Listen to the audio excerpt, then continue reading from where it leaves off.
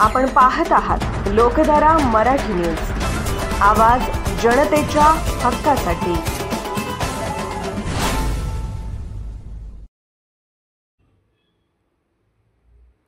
कर्जगीचे अब्दुल सत्तार जहागीरदार यांची राष्ट्रवादी काँग्रेस पार्टीच्या सामाजिक न्याय विभागाच्या उपाध्यक्षपदी निवड। कर्जगी तालुका जत येथील सामाजिक कार्यकर्ते श्री अब्दुल सत्तार नबीलाल जहागीरदार यांची राष्ट्रवादी काँग्रेस पार्टीच्या अजित पवार गट जत तालुका सामाजिक न्याय विभागाच्या उपाध्यक्षपदी निवड करण्यात आली। त्यांचे आजपर्यंतचे सामाजिक कार्य, पक्षाशी एकनिष्ठा व गोरगरीब जनतेला मदत करणे हे कार्य पाहून त्यांना श्री राघवेंद्र महादेव होनमोरे अध्यक्ष सामाजिक न्याय विभाग जत तालुका यांनी ही निवड केली आहे। या निवडीचे पत्र जहागीरदार यांना देण्यात आले।